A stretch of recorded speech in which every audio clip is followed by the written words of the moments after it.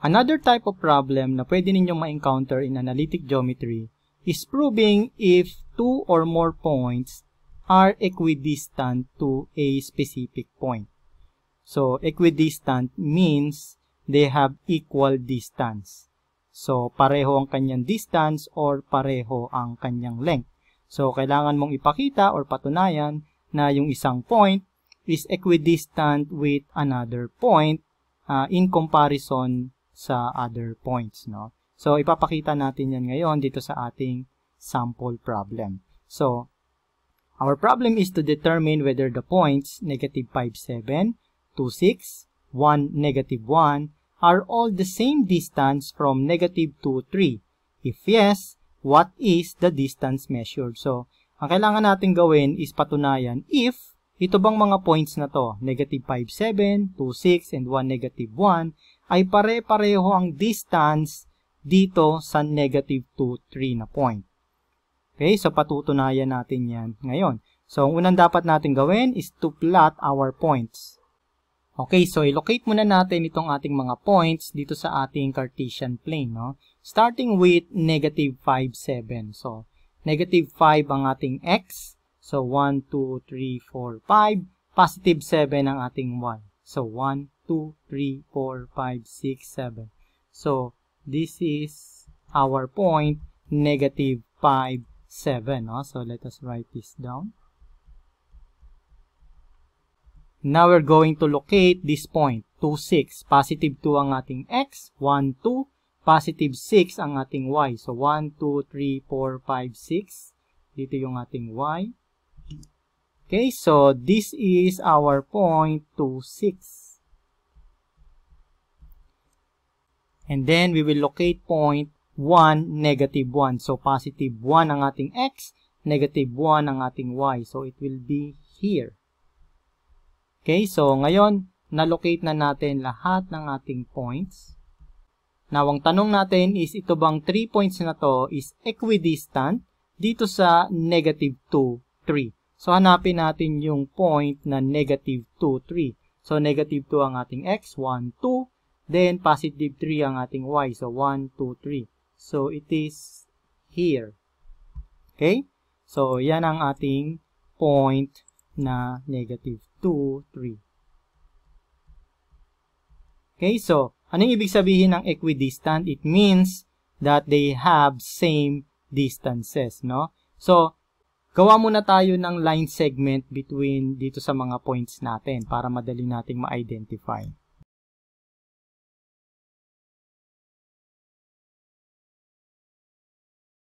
Okay, so ngayon meron na tayo ditong mga lines. Kailangan natin ngayon ma-identify ito bang length from here to here is equal to the length from here to here or it is also equal to the length from here to here. So, pare-pareho ba yung distance natin dyan? So, para hindi tayo mahirapan, i-label natin yung mga distances natin. So, let us say this is distance 1, this is distance 2, and this is distance 3, no? So, this is distance 1, this is distance 2, and this is distance 3. Now, we are going to use, of course, our distance formula to find out yung mga length natin, okay? So, starting with our distance 1, okay? So, we will be solving first for D1. So, using our distance formula, this is equal to the square root of x2 minus x1 squared plus y2 minus y1 squared. Okay, so we are going to substitute our values, no? Starting with our x2. So, our x2 is equal to negative 5 minus our x1 which is negative 2 squared plus our y2 is equal to positive 7 minus our y1 which is equal to positive 3 squared. So this is equal to the square root of, so we have negative 5. Negative times negative will be positive, so we have plus 2 squared plus 7 minus 3 is equal to 4 squared. So here we have the square root of negative 5 plus 2 is equal to negative 3 squared plus 4 squared.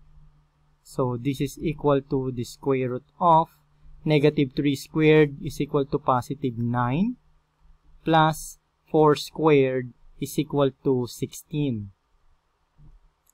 So this is equal to the square root of 9 plus 16 is equal to 25.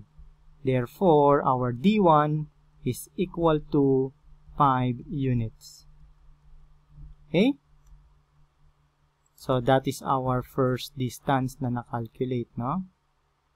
So, let us write that here. Our D1 is equal to 5 units. Okay, so now let's try to find itong D2 natin. Okay? So our D2, using the distance formula, the square root of x2 minus x1 squared plus y2 minus y1 squared. Okay? So, our x2 is equal to 2 and our x1 is equal to negative 2. So, we're going to write that here. Square root of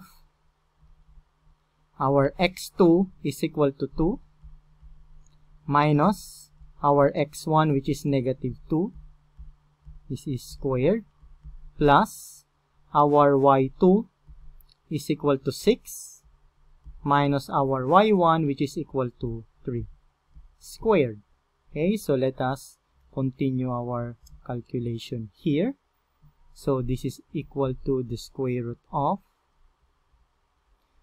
so we have 2, negative times negative will be positive 2 squared plus 6 minus 3 is equal to 3 squared. So this is equal to the square root of 2 plus 2 will be 4 squared plus 3 squared. Now we have here 4 squared is 16 plus 3 squared, which is 9. So this is equal to the square root of 16 plus 9, 25. So D2 is also equal to 5 units. Okay? So nakuha na natin yung value ng ating D2. So ang balance na lang natin is yung ating D3.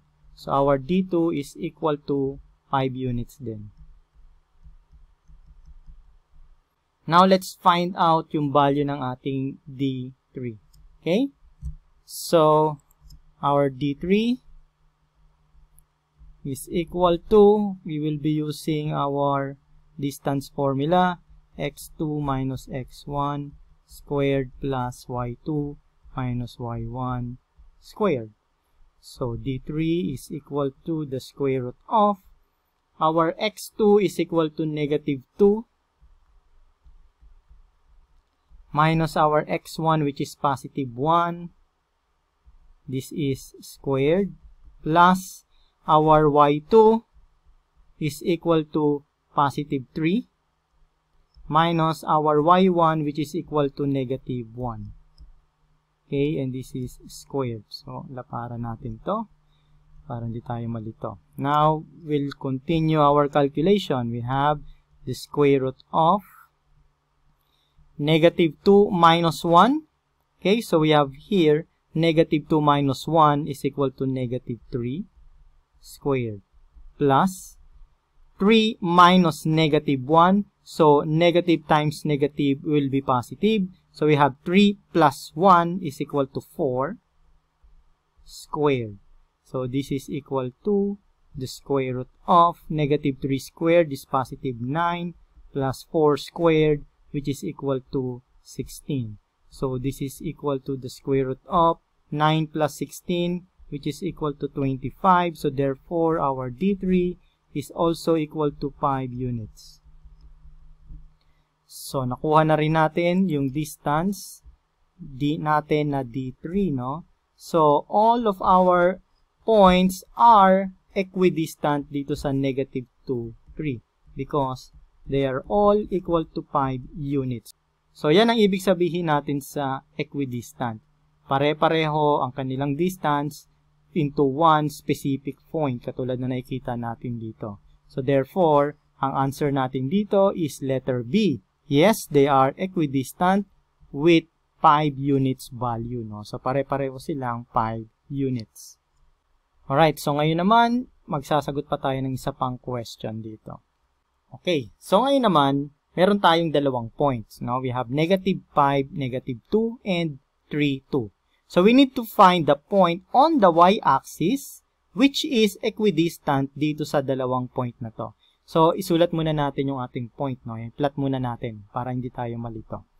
First point, negative 5, negative 2. So, our x is negative 5. 1, 2, 3, 4, 5. Our y is negative 2. So, 1, 2. So, ito yung ating first point. Okay, so let me write that here. This is negative 5, negative 2. Okay? And then our second point is positive 3, positive 2. So, positive 3 ang ating x. 1, 2, 3. Positive 2 ang ating y. So, 1, 2. So, this is our second point. This is 3, 2. And then, ang sabi kasi dito, they are equidistant in a point somewhere here dito sa ating y-axis. And kailangan nating malaman saang point yon. Hindi natin alam kung saan. It can be in the origin, it can be somewhere here, or it can be somewhere here. So, manghuhula lang tayo dito muna, no, kung saan ba siya. So, let me say it is somewhere here. Okay? So, ano ang coordinates ng ating point dito? Of course, hindi natin alam talaga kung ano yung coordinate natin dito, no? But we know that if it is somewhere here, therefore, our x is equal to 0. Diba? Yan ang ibig sabihin because this is x is equal to 1, x is equal to 2, x is equal to 3. Okay, and this is x is equal to negative 1, negative 2, negative 3. And if nandito siya sa part na to, that means our x is equal to 0. That means our coordinates is 0 and yung y na unknown. Hindi natin alam kung anong value ng y. Okay, so kailangan natin malaman yan. So nag-assume lang tayo ng location. It can be here, it can be here. We don't know right now. Diba? Ngayon, kailangan nating malaman kung alin ang point kung saan equidistant siya sa dalawang point na to. So for now, let us draw a line segment assuming ito yung ating point, no? Okay, so meron tayong dalawang line segment dito, no? And now let's say this line segment is equal to D1 and this one is equal to D2. Okay? Okay, so hindi natin alam yung point na to, no? Pero alam natin na ito ay equal to this length, no? D1 is equal to D2. Sulat muna natin yung formula natin, no? Ang distance formula. So, D1, we have a distance formula of x2 minus x1 squared plus y2 minus y1 squared. Yan ang formula natin, di ba?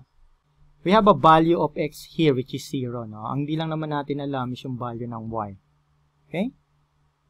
So, our D1 is actually equal to the square root of our x2 is equal to 0. So, we have here 0 minus our x1 which is negative 5. This is squared. Plus, so, our y2 is equal to y. Di natin alam yung value. So, let's just write here y. Minus y1. Our y1 is equal to negative 2. And this is squared. Ba? So, therefore, D1 is equal to the square root of, okay, 0 minus negative 5. Negative times negative will be positive. So, we have 5 squared plus y. Negative times negative will be positive. So, plus 2 squared. Okay? So, for now, let us leave it that way. And let us say this is our equation number 1. Tatandaan natin yan. We have equation number 1 here. Now, kunin naman natin yung value ng ating D2, no? So, our D2 is equal to our distance formula. We have x2 minus x1 squared plus y2 minus y1 squared. Okay, so D2 is equal to the square root of, okay, so our x2 is equal to 3. Okay, so I will use this as our x2. So I have here 3 minus our x1, which is equal to 0.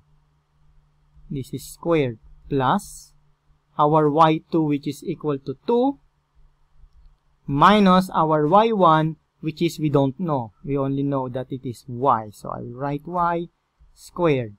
So therefore, our D2 is equal to the square root of 3 minus 0 will be 3, so 3 squared, plus 2 minus y squared. Okay, so alam na natin kung ano yung D2.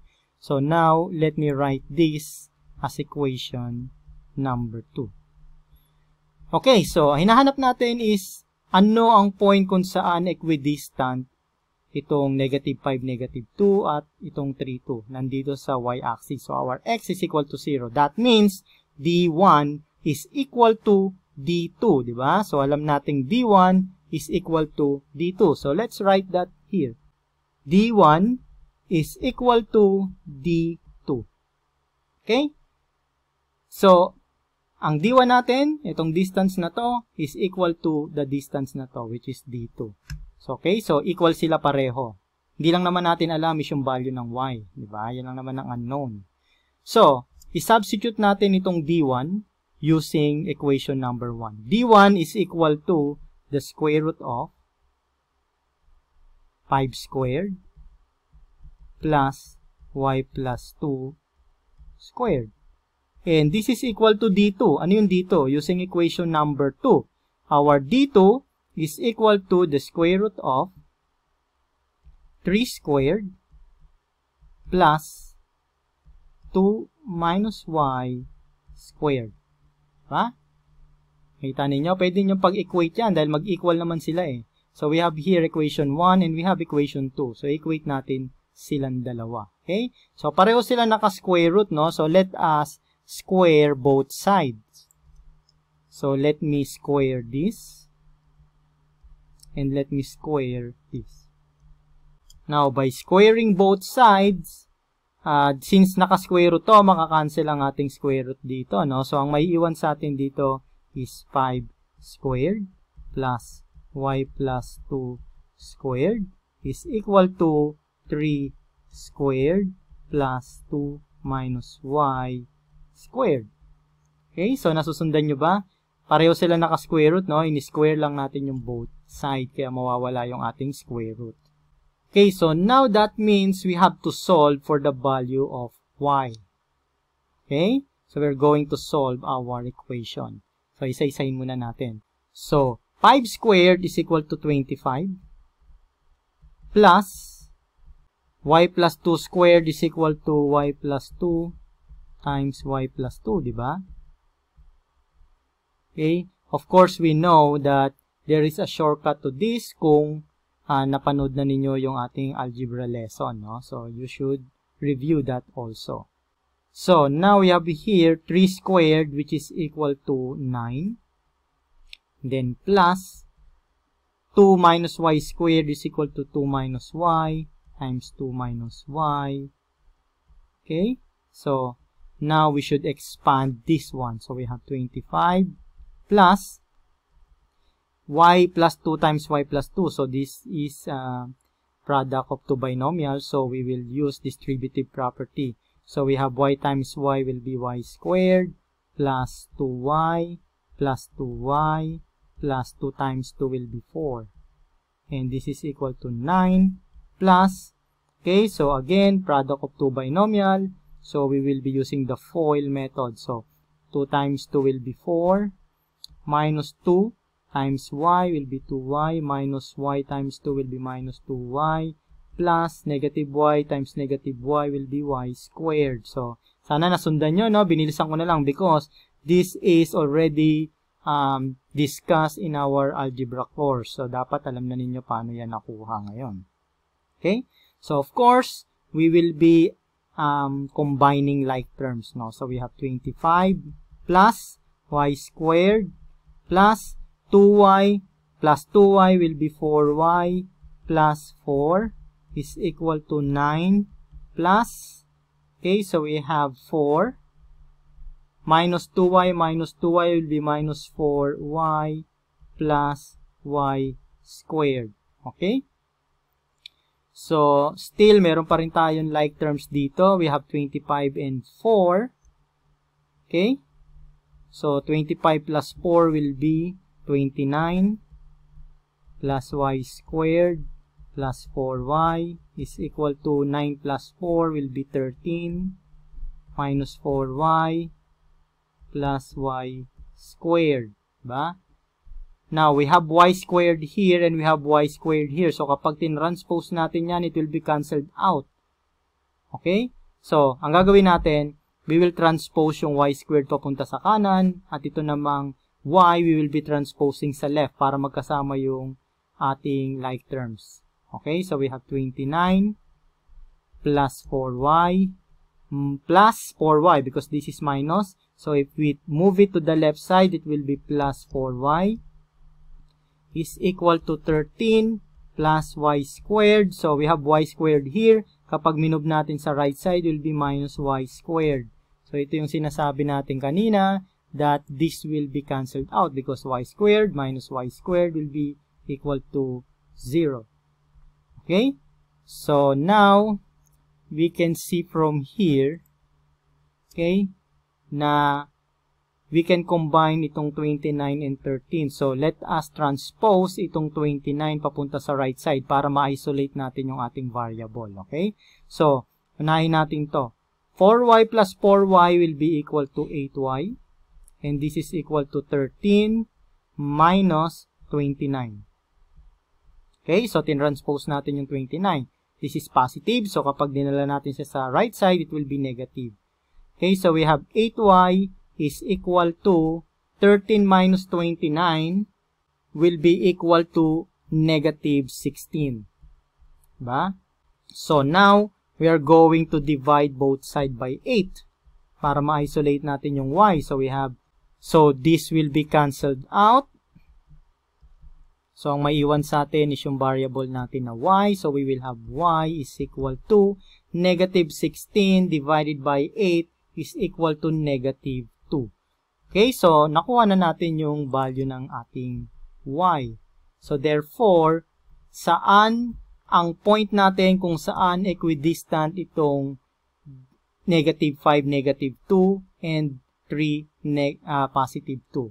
So it is equidistant to the point where our y is equal to negative 2. So therefore, this is equal to 0, negative 2. So, ito yung ating answer dito, no? So, our question is the value of y. So, our y is negative 2. Okay, so, our answer here is letter D. Okay? Okay, so, ang coordinate natin, kung ang hinahanap is kung anong coordinate, it will be 0, negative 2. Okay, so, ito yung ating final answer.